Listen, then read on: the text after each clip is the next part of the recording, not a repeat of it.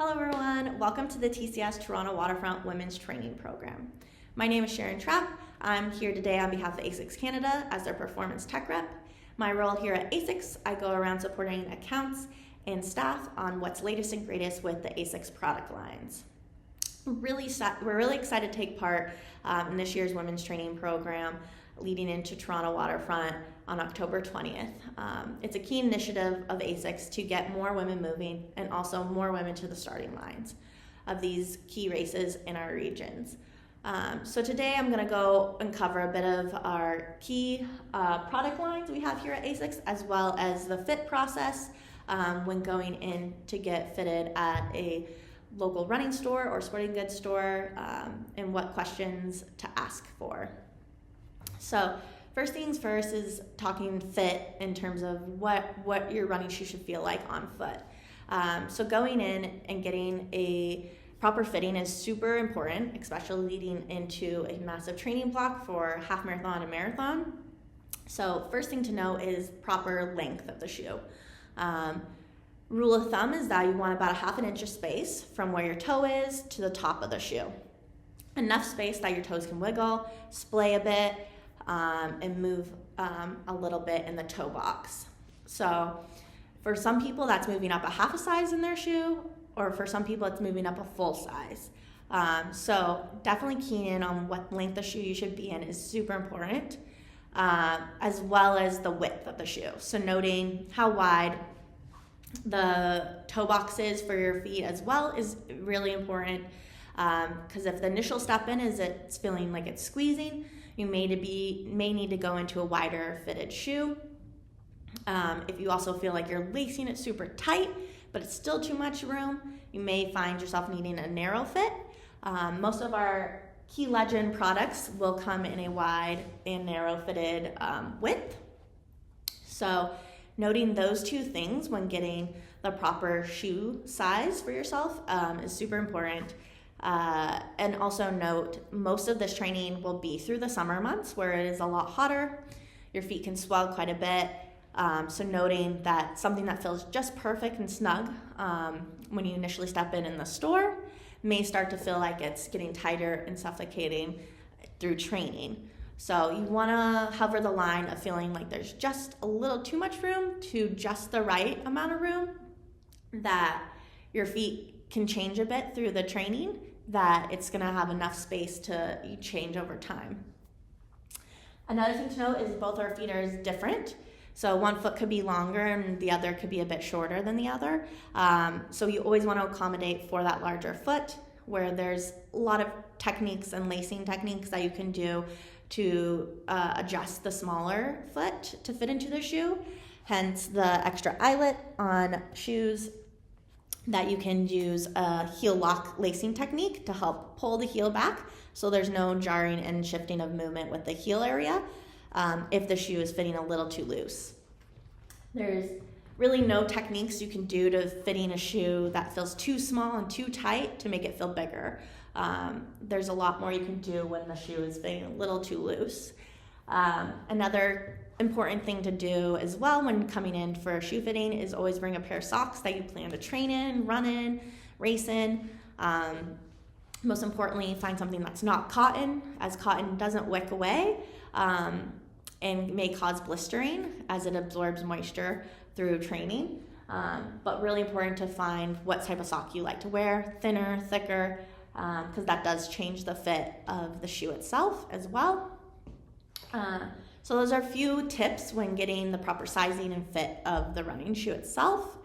Some other things to bring in when getting fitted is any shoe history that you have. So any background of what shoes you've been in the past, brands you've been in the past, can help really narrow down and determine exactly what shoe you should be fitted into for that run advisor. So many shoes have different components to it, like weight, stack height, and then drop.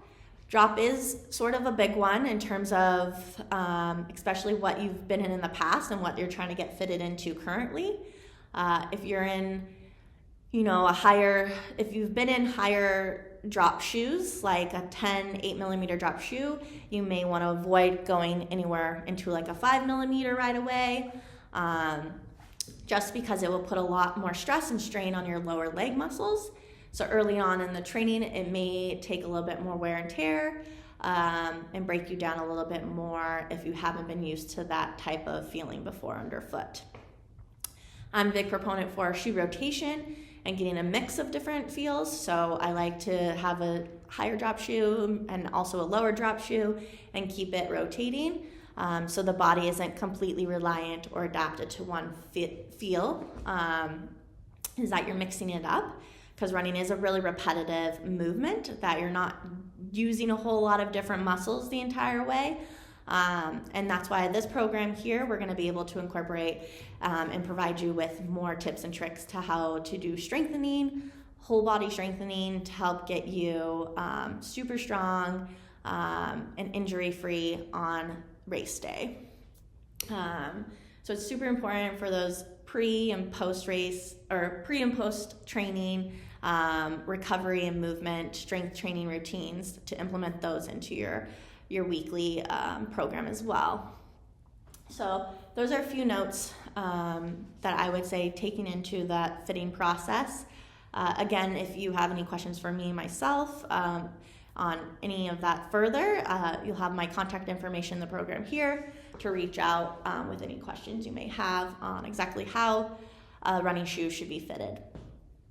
Now we can dive a little bit into some of our ASICS products that we have here, and I'm just going to break it down into some of our key product families that we have here at ASICS.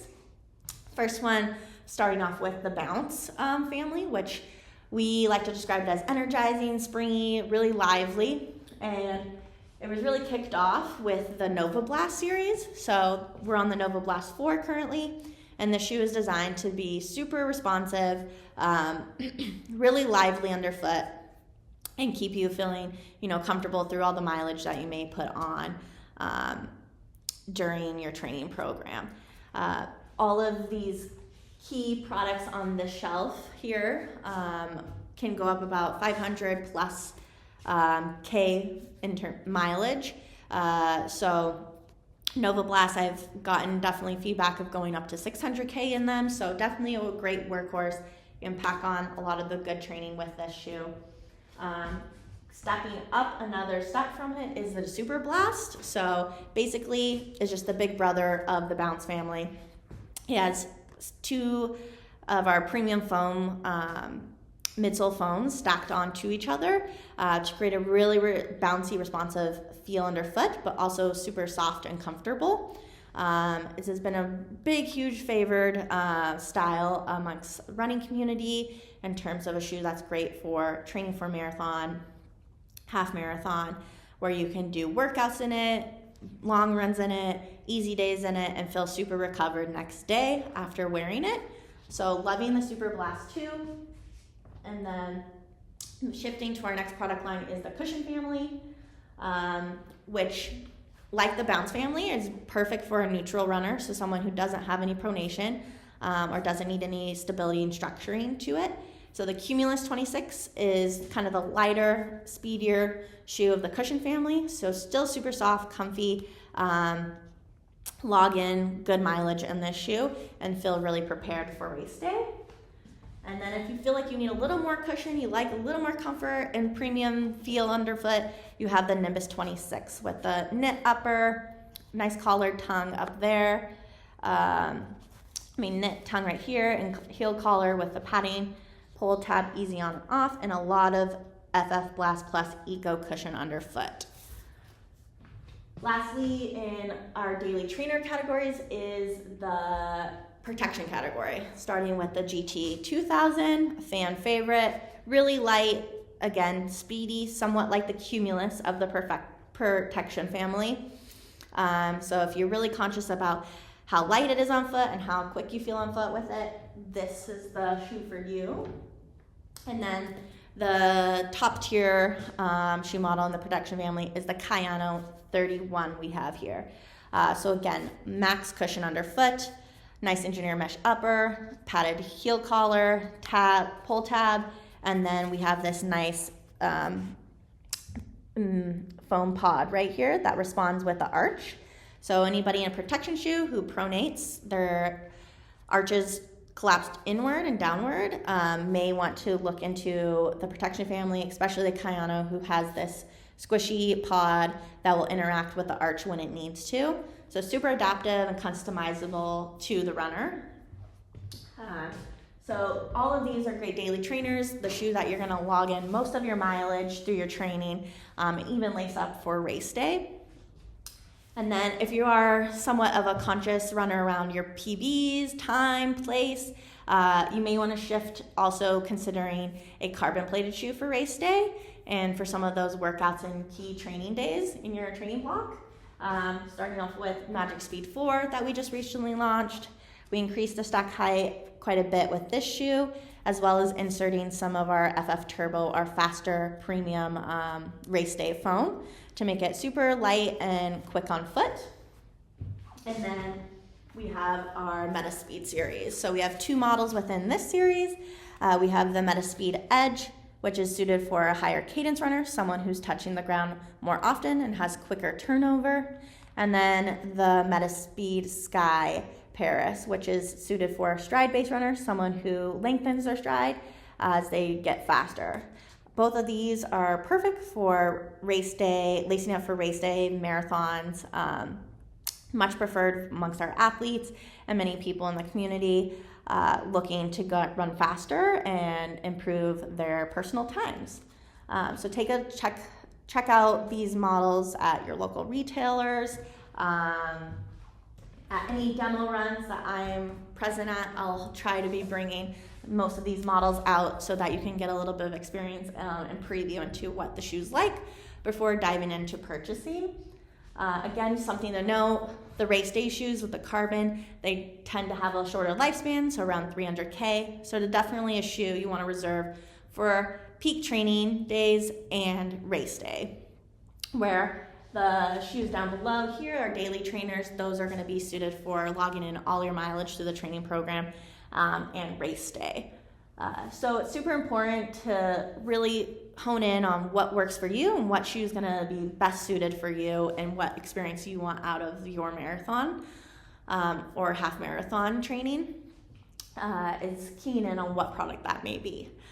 So thank you for listening in today. I'm super excited to cheer you on race day on October 20th.